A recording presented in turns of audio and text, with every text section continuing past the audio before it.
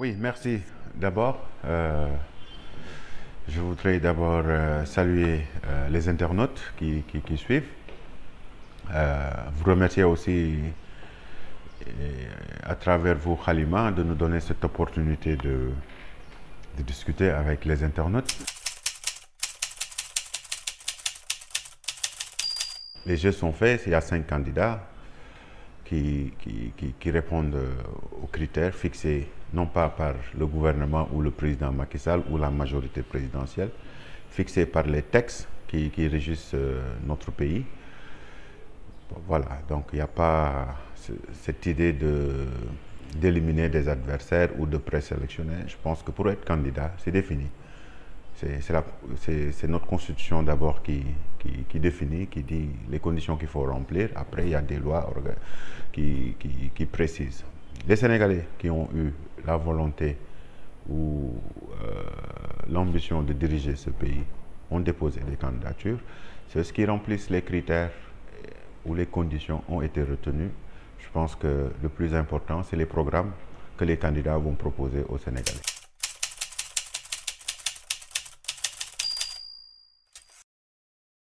De plan et qu'on ne considère pas que les gens quand même ont la possibilité de dire ce qu'ils pensent ou de dire leur ressenti, ben, on pourrait théoriser même l'apocalypse à partir de demain.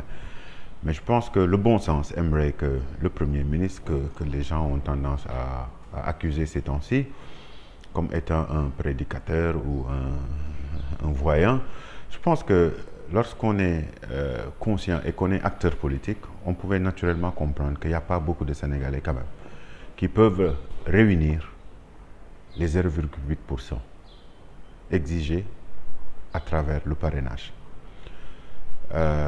Et ce n'est pas de l'alchimie, ce n'est pas des bulletins de renseignement, ce n'est pas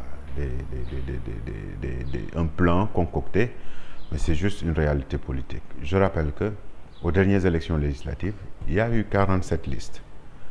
Et sur les 47 listes, il y a eu 6 listes qui ont eu plus de 1%, qui correspond à peu près au seuil fixé pour le parrainage. Ce n'est pas de l'alchimie. Vous constatez avec moi que pratiquement l'ensemble de ces 6 listes-là ont présenté des candidats. C'est vrai, il y a eu des coalitions qui ont implosé et qui ont présenté 2 candidats, voire même 3. Mais vous comprenez qu'il y a des Sénégalais derrière ces candidatures-là. Ça, c'est un. De deux, je pense que beaucoup de gens ne prenaient pas au sérieux cette histoire de parrainage parce que pensant que les procédures ne pourraient pas être respectées. Aujourd'hui, il est avéré qu'il n'y a pas de problème, que ce soit au niveau du fichier, que ce soit au niveau sur le plan informatique pour faire le tri. Il est établi que des Sénégalais ont parrainé 3 à 4 candidatures en même temps.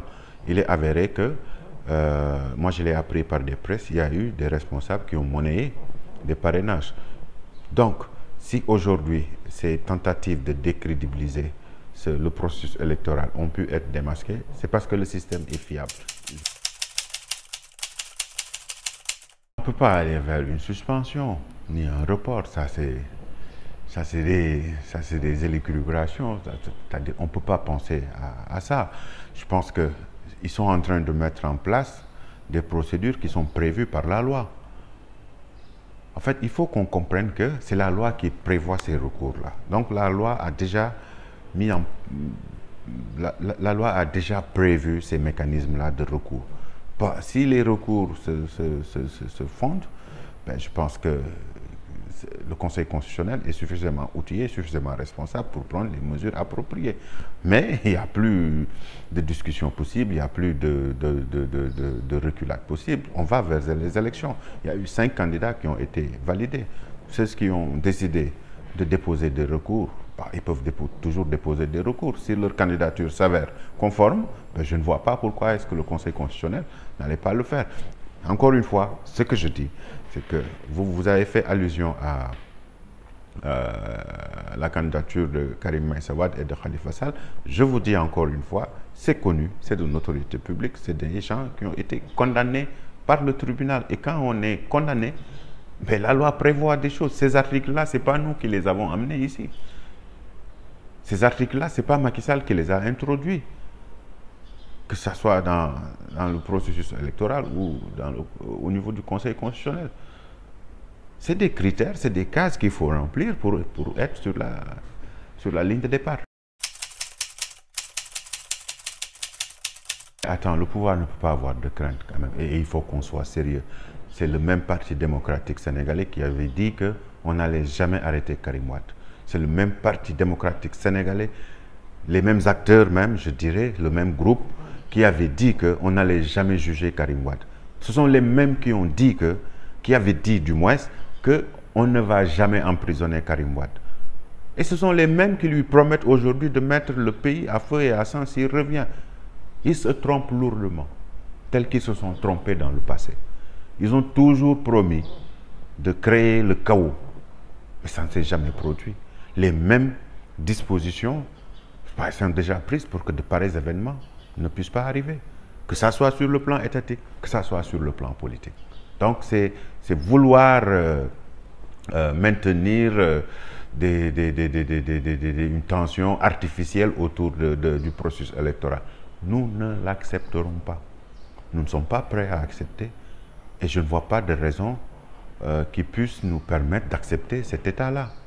Parce qu'aujourd'hui, de par la grâce de Dieu, nous avons les moyens politiques de faire face à ces situations.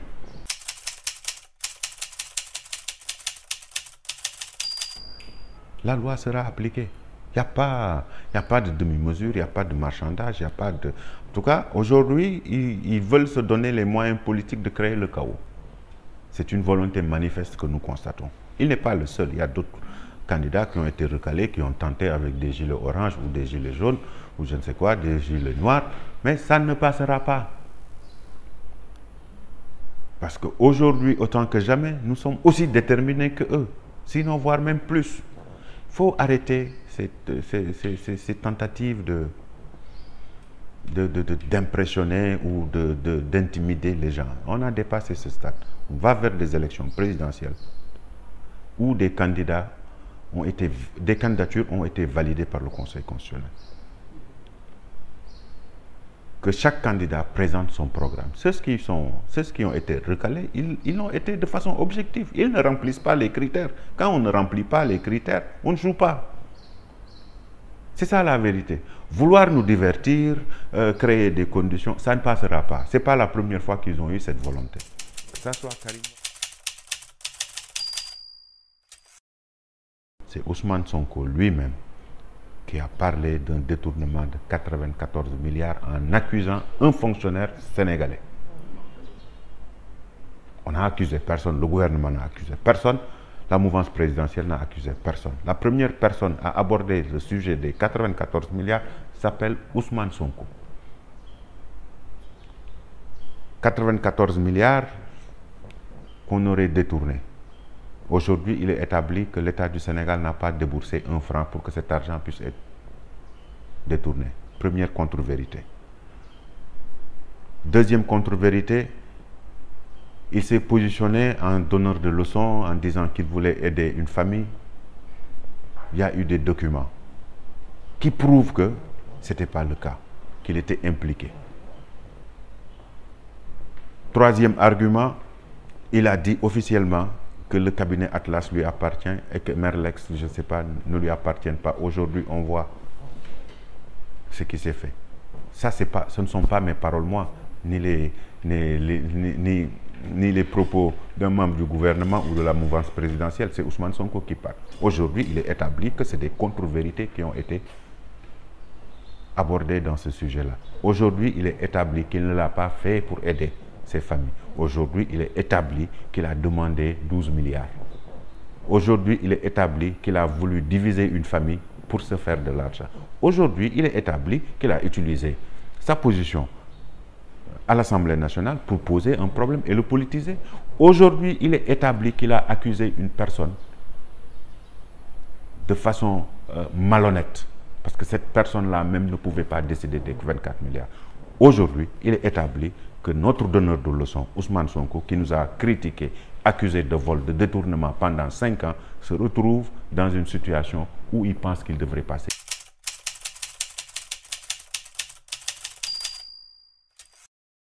Ce n'est pas tout le monde qui a le talent de Ousmane Sonko. Vous pensez que tous les Sénégalais ont ce talent-là?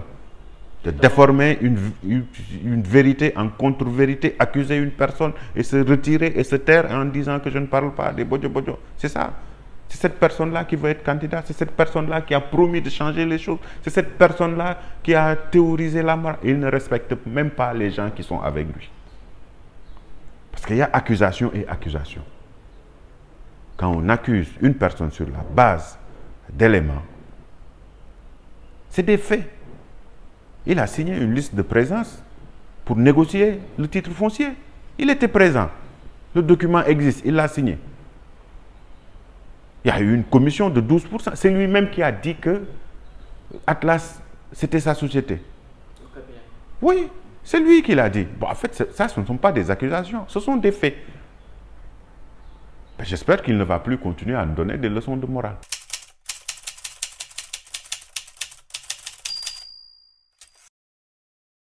Mais le gouvernement n'a rien à voir avec ça. Ça, c'est un problème privé.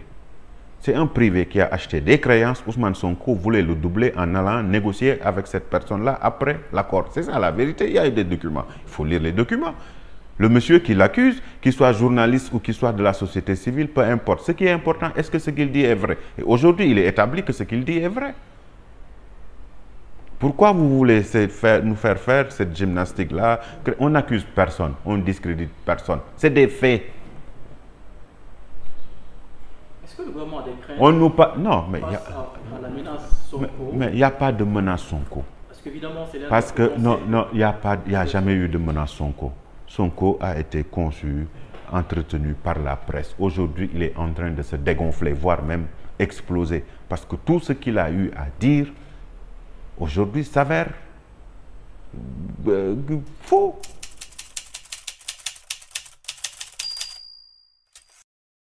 L'année-là a été l'année sociale décrétée par le président.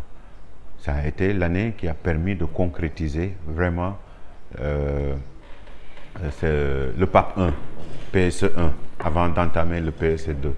Cette année a été l'année de l'abondance, avec des récoltes records au niveau de l'agriculture, avec des créations d'emplois records, 80 000 à peu près en un an. Durant les 3 dernières années, on était à 70 000, 65 000. Cette année, nous sommes arrivés à peu près à 80 000. Moi, je retiens ça de 2018. Naturellement, nos détracteurs, nos opposants ont tout fait pour que cette année-là ne puisse pas être une année de quiétude. Mais ils l'ont fait dans le passé ailleurs. On n'a pas emprisonné Khalifa en 2018. On n'a pas emprisonné, on n'a pas gracié Karim Wade en 2018. Mais il s'arrange pour que les sujets soient entretenus, que ça occupe le débat politique pour en arriver là.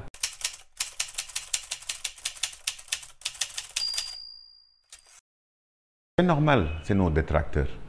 Mais ils ne font pas la majorité et ça ne correspond pas à la vérité. Le plan Sénégal émergent, c'est les milliers de routes. Le plan Sénégal émergent, c'est le pont. Le plan Sénégal émergent, c'est le terre. Le plan Sénégal émergent, c'est l'électricité. Le plan Sénégal émergent, c'est l'accès à l'eau potable des Sénégalais. Le plan Sénégal émergent, c'est les bourses de sécurité familiale. Le plan Sénégal émergent, c'est les milliers et des milliers de Sénégalais qui vivaient, qui étaient dans des zones enclavées, qui aujourd'hui ne le sont plus.